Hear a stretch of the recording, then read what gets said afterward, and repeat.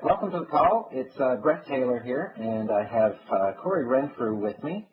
Cory is from Victoria, BC, and was a recent winner of the Canadian Tour's Syncrude Boreal Open in Fort McMurray, Alberta. This is Cory's first year on the Canadian Tour, and as you've come to realize, we are talking about the mental strategies that have made Cory successful in his career and his win on the Canadian Tour. Thanks for joining me, Cory. Yeah, thanks for having me. So, Cory, what do you consider to be important aspects of your mental game? I'd say the most important thing for me is just to stay level-headed out there, to always stay positive and keep an upbeat attitude. Everyone knows lots can go wrong with the golf game, and as long as you don't beat yourself up about it, just move to the next shot and keep plugging away. I think that's what's worked for me over the years, and I'll probably always try and keep that attitude. Okay. Well, I mean, that's a really good one, obviously, staying positive. And is that something that you've worked on or recognized, something that, that comes natural to you? I've always reacted, well to good situations and reacted well to adverse situations. I think you notice with amateurs or even other pros that they hit a bad shot and they overreact and slam a club or do something like that. So I've just always never taken that route and found that I get a better result and a quicker one, staying positive and staying more focused and than letting those outbursts happen. Yeah. So fair to say then you choose how you think.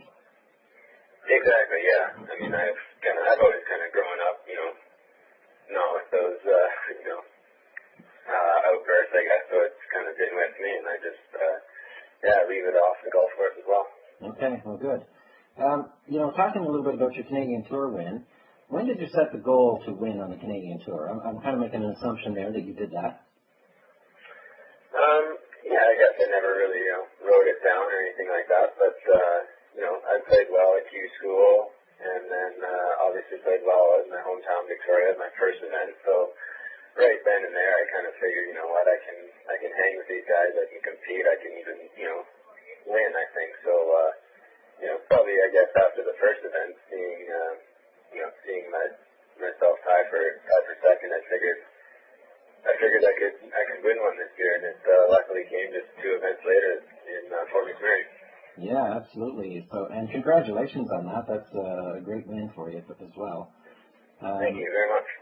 So, this is kind of a tough question to maybe answer, but when did you go from sort of believing that you could win to actually knowing that you could win? And I know you just mentioned, your first event might have been that validation. Is that sort of when that happened?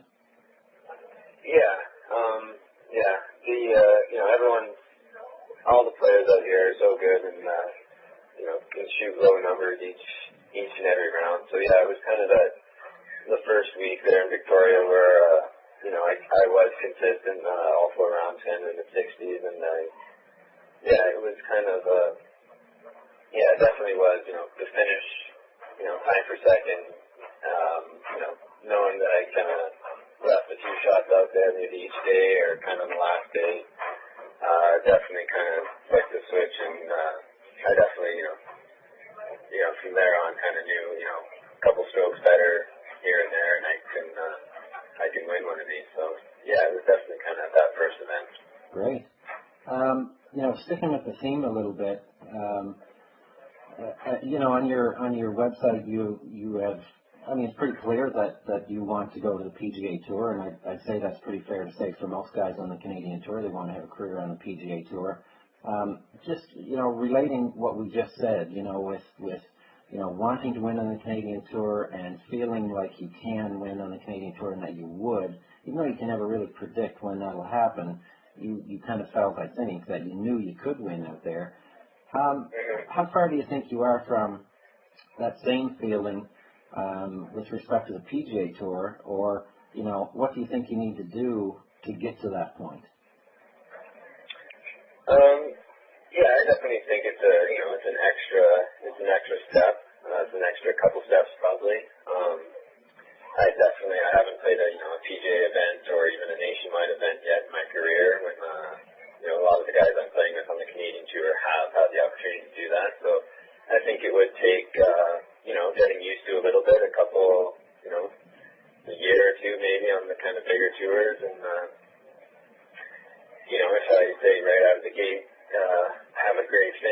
on, the web.com or even a PGA event, then it'll kind of, click and probably change my mind again to knowing I can, compete out there. But I think it'll take at least my first appearance to kind of see where my game's at. And it's such a fine line, golf is, between kind of the mini tours and the big tours. Everyone can, make a bunch of birdies around. It's just a matter of doing it at the right time, on the right course, in the right tournament. So, yeah, it's definitely an extra couple steps, but I think over the next couple of years, I think I can definitely make it there.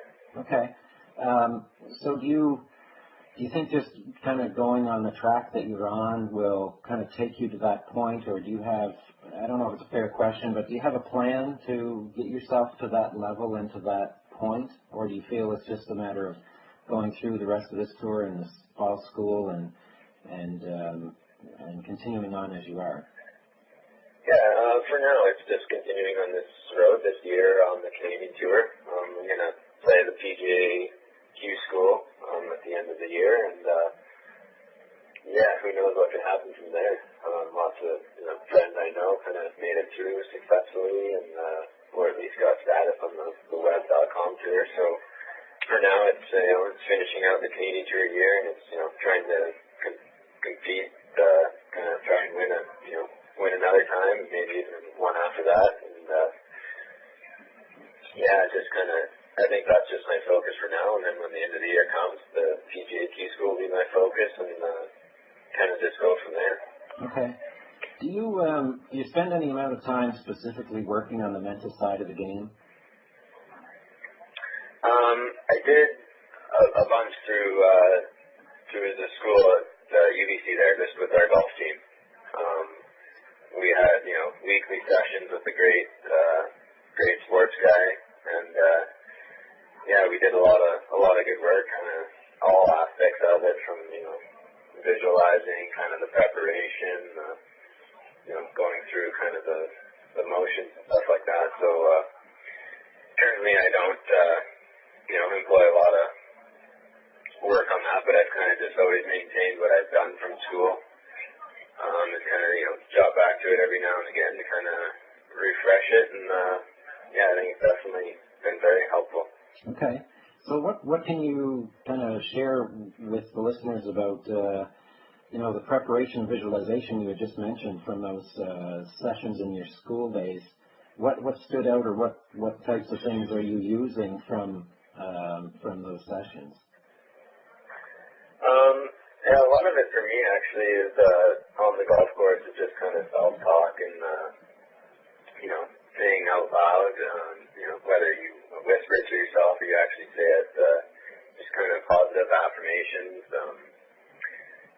If you got a tight hole, it's kind of OB on one side, water on the other side. Like, it's just, you treat it as just another swing, another shot. You kind of, confirm and to yourself that, you've hit this shot before, you can do it again. And it's kind of just, instead of fearing a shot, you go up and you kind of just, it's just a golf shot. So you just kind of treat it as something you've done before and swing away. So I think, yeah, for kind of everyone out there, as long as you're, you never want to stand over a shot worried about the outcome. I mean, you notice that there's trouble here and there, but you always pick the side of it. You pick a target that is a good one and can get your ball in play, and you kind of make an aggressive swing there. And okay. I think that's definitely been a huge help to me, kind of blocking out the negatives and just taking kind of the good targets and the positives out of everything. Yeah. Okay. So you use self-talk through your pre-shot routine and during your visualization, or how? Yeah, through the pre-shot, kind of walking up to the shot. You can see your ball just ahead if you got a shot from the fairway, or if you're walking to the next tee, you kind of look over the yardage book, kind of confirm where you want to hit it. Kind of give yourself a little positive affirmation that you've done it before, and it just puts you in a better mind frame than a negative saying about that hole or something like that. So yeah, and I guess I have to ask the question, given the topic we have here today, how far do you take self-talk? As far as what you've mentioned so far is talking about a particular shot in your routine and walking up to the ball. Do you use self-talk off the course as well, and talking about your career or talking about your goals? The Bubba Watson commercial, talking about the Masters. Do you do that as well? I probably do. I can't really think of a time right now, but yeah, I do. Kind of mostly on the course, I guess.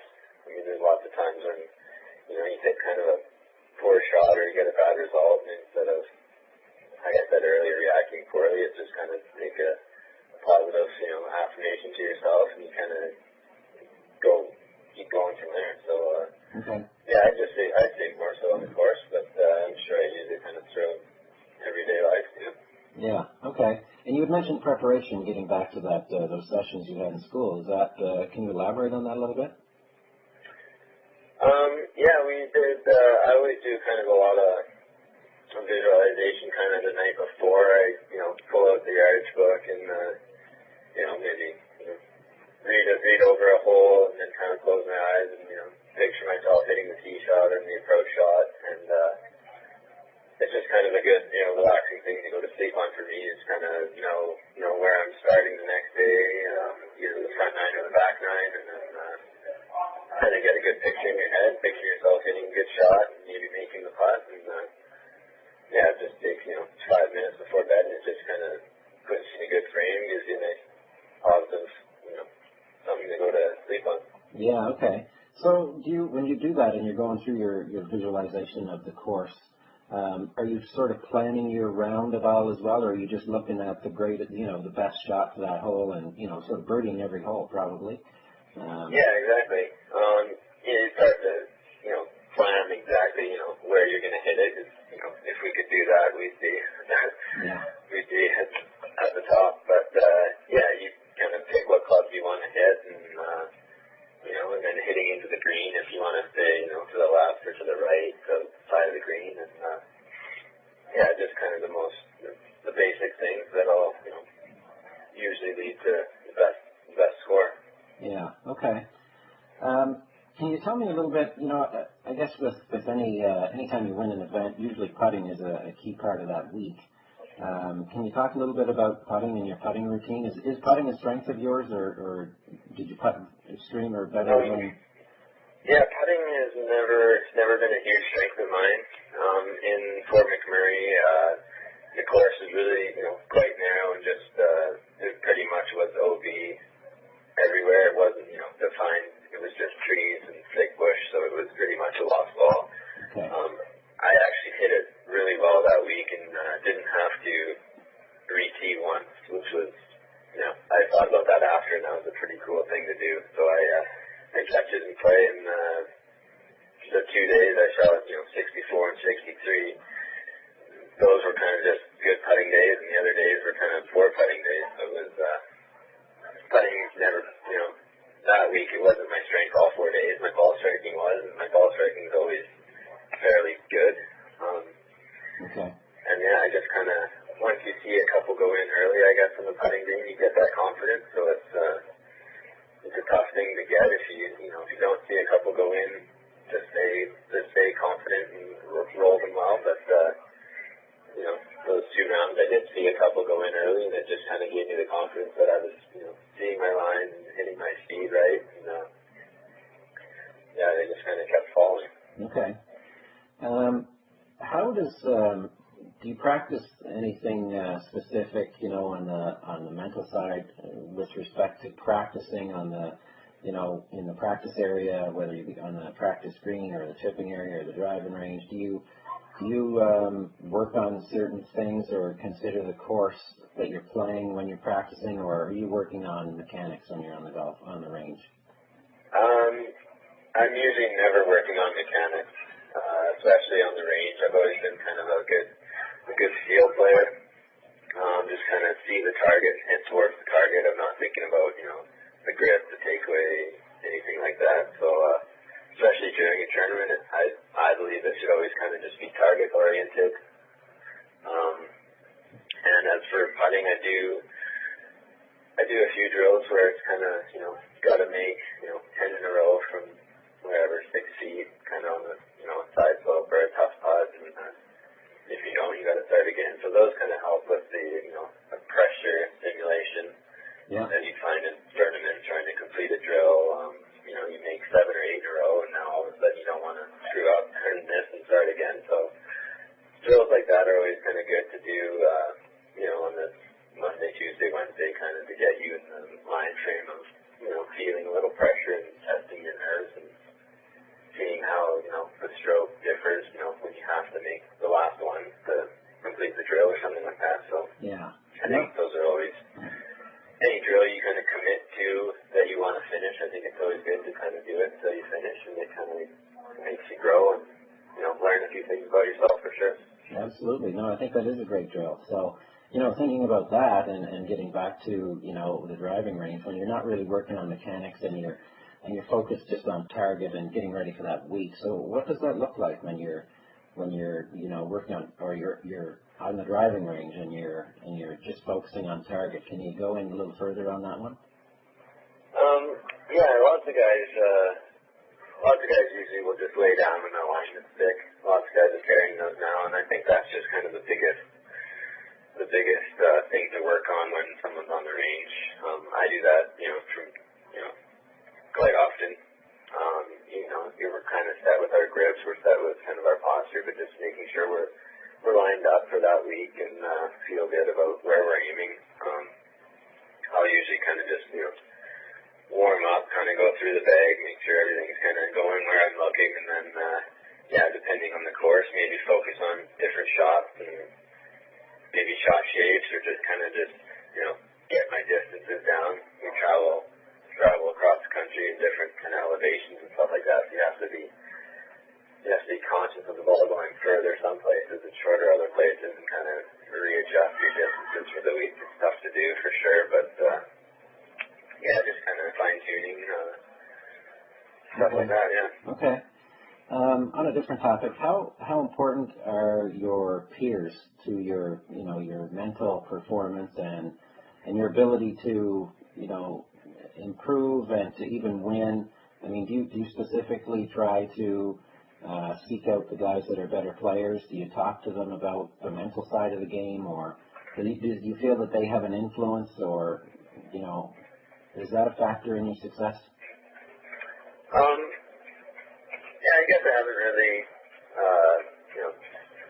seeked out kind of the better players to play patch zones with or anything like that. I have a few good friends that I'm, traveling with, and I think I like playing with people I'm comfortable with, and everyone's so good out here that you learn something from everyone, whether they're a better putter or a better ball striker or game management. I think I think we're out here, we're all just kind of, we're good enough friends, and we just like kind of staying relaxed, especially those first couple days, because the tournament rounds are, pretty intense as it is. So I think kind of just staying relaxed a few days before is good, and doing that with kind of guys you're comfortable with is the easiest way. Yeah, well, that's a really good point for sure, and kind of leads me into, talking about balance and, what do you do in your downtime, and how do you sort of get away from the game and relax and take your focus off your golf game? Yeah, for sure. I think everyone needs to kind of get away. Even when you're on the course, it's hard to think about golf straight for 5 hours. So on the course, between shots, you kind of, you let go and you talk about something else, and then when you're ready to hit the next shot, you refocus. I think that's something I've always liked doing. You can't beat yourself up for 5 straight hours about your golf game. So I think it's definitely important to kind of let go. And away from the course, I think lots of us actually enjoy watching the golf, which is on, the PGA Tour and stuff like that. When we get home after a round, we watch that. And so I guess that doesn't really take us away from our golf game, but we kind of, you see something and you learn from the guys on TV, and you might watch other sports and stuff like that. But I mean, lots of guys go out for dinner and catch a movie or something like that. So there definitely is. There's definitely downtime, and you definitely need it, or you're gonna go crazy out there, I think. Yeah, no, for sure. There's no question there. As far as your goal of trying to get to the PGA Tour and to have a successful career out there, do you have a team of people that help you to get to that level with, as far as maybe short game coach, swing coach, mental coach, fitness coach, nutrition? There's so many different elements that are part of golf today. Do you kind of put some attention on each of those areas, and do you have a group of people that you kind of call on for that? Yeah, I definitely pay attention to all those areas, and currently I don't have like a team kind of on staff or anything like that, but I know someone in each of those areas, and every now and again I kind of touch base and say, hey, I wouldn't mind help and stuff like that, just for a quick session if you have time. And yeah, it's just kind of the stage I'm at right now, where I'm not kind of working with people definitely for extended periods of time, but just kind of when I feel I'm out of sorts or need a kind of a refresher of some kind, I definitely reach out, and everyone who I work with or talk to has been super helpful and eager to kind of lend their hand. So it's been really cool. So, and I guess how important is it to have those people in your on your speed dial or whatnot, to be able to reach out to when you need to? I mean, does that take a lot of pressure off you mentally to be able to know that those people are there? Yeah, for sure, it's important. It just kind of gives you that extra element. I mean, someone working with a trainer, a sports site guy, over someone not, kind of will have the benefits there, and whether it turns into one or two shots, maybe gain per round. I mean, it all, you can attribute it to kind of anything, I guess, but it all helps for sure. So yeah, it's been, I've been fortunate, and it's been cool to have people want to help and be able to help me over the last few years in all those departments. Yeah. Okay. I'm wondering about, what was the difference, in your opinion, what was the difference between your second place finish in the first event of the year and your win in the third event of the year? Was there anything significant there that happened that was kind of made the difference for you in being able to get across the line, so to speak, and into the winner's circle?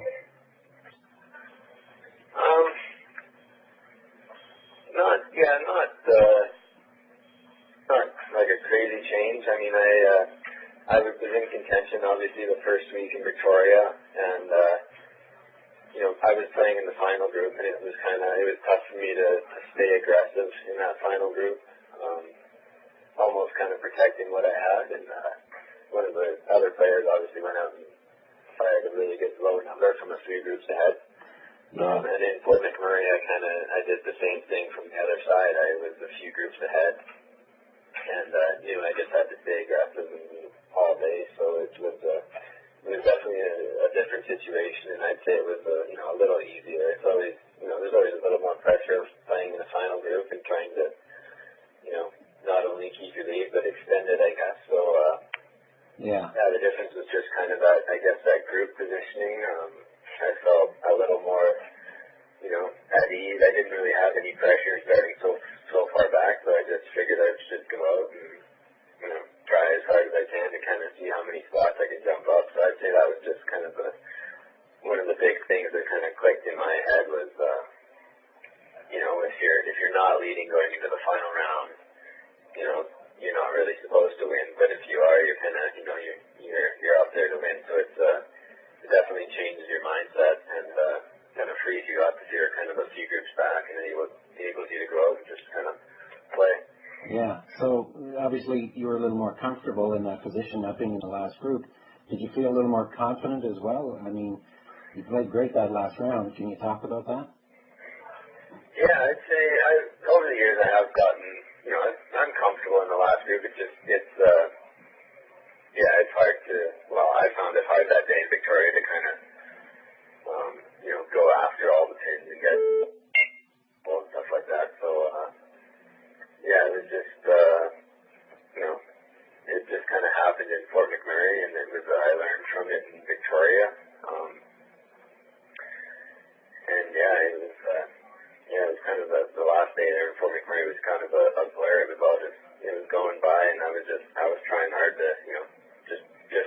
next shot. All you have to do is just walk to the next shot and hit the next shot. So it was kind of a mind frame that kept me, focused and kind of in the moment instead of, looking behind and looking too far ahead. Yeah. Okay. So were you in a bit of a zone there in the final round? Yeah, it was cool. I, made a few long putts to start, and then right after hit a few close, but then I converted as well. So I had a good streak of 5 in a row and kind of 6 birdies and 7 holes, and that kind of made me realize I could, do something special here. So from there on, it was actually harder to keep it going, but I managed to. I had a good buddy on the carrying the bag, and he just kept target focused and just hit the next shot. And, Great. It was cool. Okay, cool. Well, I know you've got a flight to catch there, so I don't want to keep you any longer. But before I let you go, I always give an opportunity for the player to give a final shout out or recommendation to the listeners. And do you have any advice for players looking to improve their mental game in golf that maybe works really well for you, or a person you want to recognize? Definitely say thanks to Jim Murphy, who is the sports site guy who helped us at UBC and who I've kept in touch with and I'm pretty good friends with. So thanks, Jim. And I'd say to anyone kind of looking to get into that, for sure, just kind of have a sit down, find someone near you who has anything to kind of offer you, and I'd say it always helps to kind of get a kind of groundwork down and look stuff up on the computer and kind of do some research. There's books out there, and it's just that lots of little things that can help someone improve their golf game for sure. Great recommendation. And any books in particular that stand out since you mentioned it? I guess I just mentioned Jim's name, so he's got a couple books out there. The latest one called Inner Excellence, and definitely, I recommend that one to go pick up and have a read through that one. Perfect. Well, thanks again, Cory. I really appreciate you giving me the time to have this discussion, and best of luck this week. Thank you. All right. Thanks, Cory. Bye-bye.